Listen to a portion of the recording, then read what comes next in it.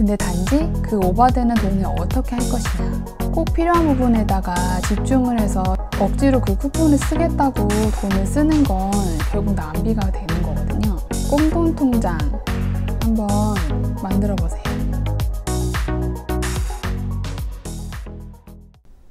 안녕하세요, 아린입니다. 오늘은 저희 집 생활비 내역 보여드릴게요. 제가 7월부터 생활비 결산 영상을 안 찍었더라고요. 좀 바쁜 일이 있어서 못 찍었는데 오늘은 7월 생활비 결산부터 해볼게요. 저희 집은 외벌이고요. 3살짜리 아들이 하나 있어요. 한 달 생활비 60만 원으로 잡고 있거든요. 지금부터 얼마씩 쓰고 있는지 공유해 드릴게요. 일단 저희 집은 60만 원 중에서 식비를 가장 많이 써요. 안 먹고 살 수는 없잖아요. 그래서 대부분은 식비를 가장 많이 쓰고 그 다음이 육아비예요. 53% 정도가 식비, 29% 거의 30% 가까이는 육아비, 그 다음에 뭐 나머지 건강, 생필품 사는데 뭐 의복병도 있네요. 7월 달에는 그렇게 쓰고 있고, 식비 내역을 자세히 한번 살펴보면 60만 원 중에서 31만 5,230원을 식비로 사용했는데 그 중에서 식재료값, 그러니까 장본 비용이 17만 6,910원이고 외식은 그 중에서도 20% 정도 외식을 했어요. 6만 5,630원. 한 달 동안 외식비예요. 저희는 외식을 하면은 가는 데가 좀 정해져 있어요. 애기도 같이 먹을 수 있는 곳에 가야 되기 때문에 요즘에 라라코스트를 좀 많이 가요. 애기가 크림 스파게티를 그렇게 좋아해요. 집에서도 제가 해줬는데 제 거 맛이 없나 봐요. 제가 해준 거는 별로 안 먹는데 거기 거는 거의 혼자 파스타 한 그릇을 다 먹더라고요. 엄마의 마음에 상처를 준 우리 아들. 그리고 그 다음에 이제 두 번째로 많은 지출을 하는 육아비 같은 경우에는 병원비를 가장 많이 썼네요. 17만 4,618원이 육아비인데 이 중에 30%가 의료비예요.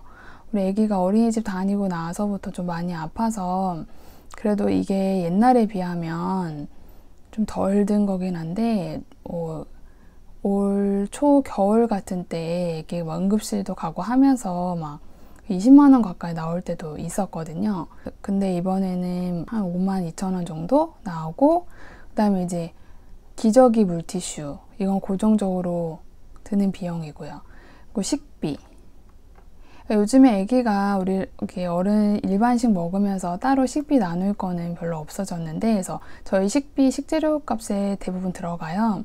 근데 이렇게 따로 나누는 내용들을 보니까 아기 치즈를 샀거나 그 다음에 아기가 너무 아파서 이제 아들 먹일 죽을 샀거든요. 그래서 식비 값이 아기 치즈 8개 산 거랑 죽값 이렇게 쓴 비용이 있어요. 그리고 의류 자판, 저희는 옷을 거의 안 사잖아요.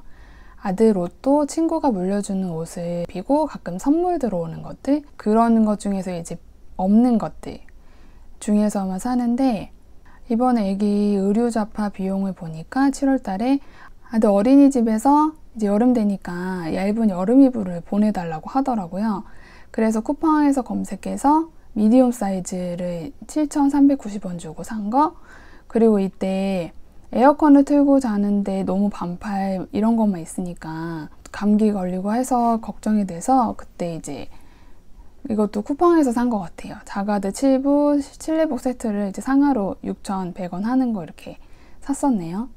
그 다음에 장난감 교구 값이 들었는데 이거는 이제 이것도 어린이집 준비물이었어요. 어린이집에서 물총놀이 한다고 방수기저귀 사서 보내달라고 해서 마트 가서 급하게 샀었고, 그 다음에 색상 점토 세트 이건 2개를 샀는데 이거 어린이집 친구 생일 선물 준비해달라고 해서 뭐 1,000원에서 뭐 3,000원, 뭐 4,000원 요 사이 거를 준비해달라고 하더라고요. 근데 우리 애기가 또 점토를 너무 좋아해요. 그래서 사면서 이제 같이 사줬죠. 이제 직접 전달식을 하는데 자기 거는 없고 친구만 주면 이제 안 준다고 할까봐 2개를 샀어요. 그러고 나서도 그 전에도 클레이를 2개를 샀었고 이렇게 육아비는 들었고요. 건강 우리 저랑 남편 건강 비용인데 병원비가 29,000원, 약값이 22,500원, 그 다음에 이거 뭐 헬스 18,000원, 이거 아마 영양제를 산 것 같아요. 아무래도 나이를 들다 보면 영양제를 챙겨 먹게 되더라고요.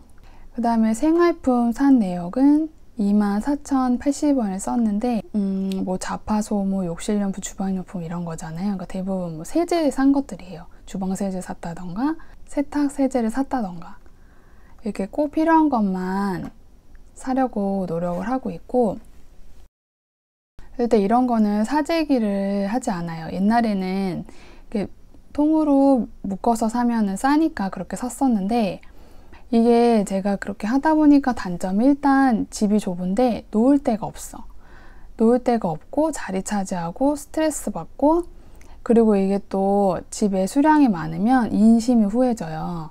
그래서 가끔 뭐 집에 누가 와서 세제 주문해야 되는데 하면은 나 하나 있어 이러고 하나 주게 되고 그리고 이렇게 다 나눠주게 되더라고요. 그래서 아낀다고 했는데 결국엔 아끼는 게 아니게 될 수 있겠구나, 이제 이걸 깨닫게 된 거예요. 그래서 이제 필요한 수량만큼만 사자 이렇게 바꿨어요. 그러고 나니까 자리 차리지도 덜하고 일단 스트레스 덜 받아서 너무 좋아요. 집이 저희 이제 세 식구 지금 18평에 거주 중이거든요.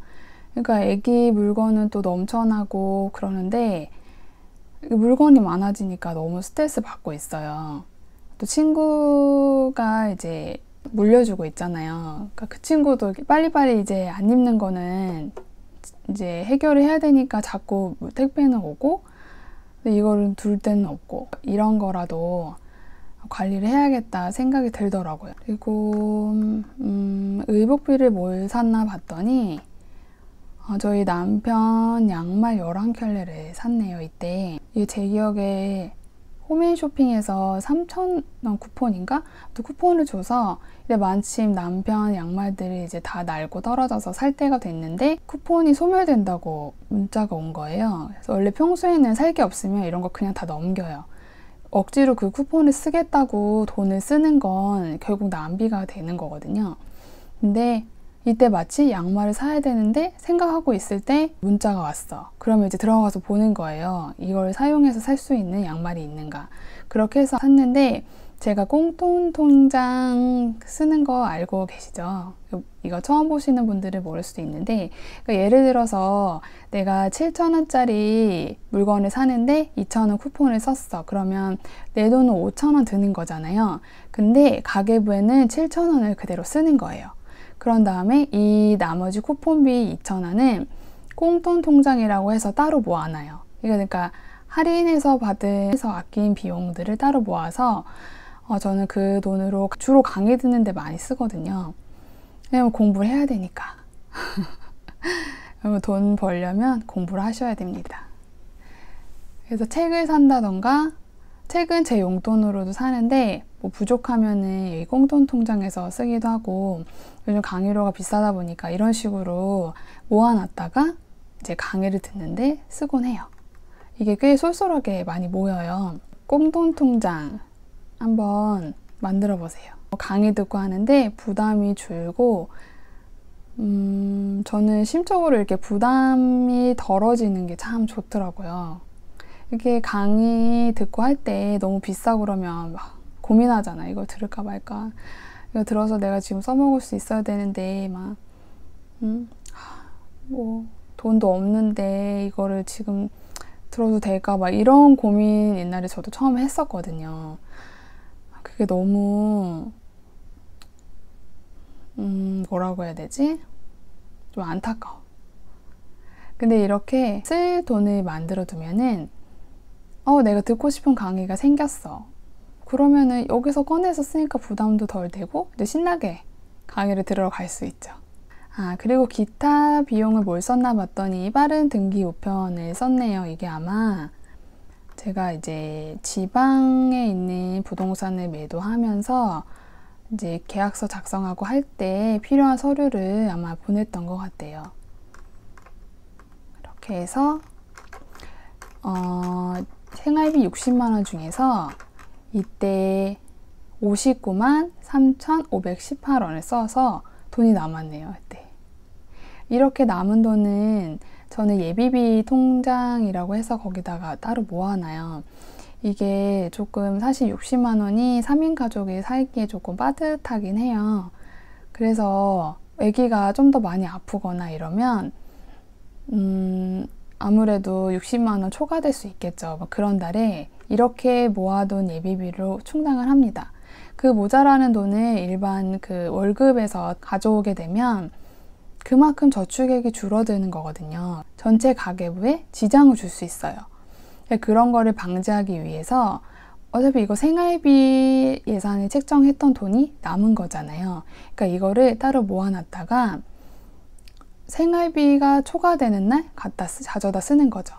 그래서 거기서 충당을 하면 전체 가계부에 지장이 가지 않기 때문에 가계부 운영하는데 훨씬 수월하죠. 저는 60만 원을 어플에 그때그때 기록을 하면서 관리를 하잖아요. 체크카드 돈 빠져나가는 거 관리하듯이. 제가 블로그에 매주 정산을 하는데 보면 이제 이번 달에 지금까지 첫째 주 얼마큼 썼다, 둘째 주 얼마큼 썼다, 이게 보면은 남은 날을 어떻게 살아야 될지 보여요. 또 돈을 초반에 많이 썼으면 좀 이제 조절을 해가면서 장을 좀 덜 보고 냉장고 파먹기를 하고 이런 식으로 관리를 할 수 있죠. 그래서 최대한 노력을 해서 적자를 안 나게 할 수 있지만 그 꼭 피치 못할 사정이 생겨서 오버가 될 수 있어요. 너무 그렇게 스트레스 받지 마시고 다음 달에 더 잘하면 되니까. 근데 단지 그 오버되는 돈을 어떻게 할 것이냐, 이거를 이제 이런 데서 이렇게 모아둔 돈에서 가져다 쓰면 전체 가계부가 흔들리지 않아요. 저희 집 7월 생활비 잘 보셨나요?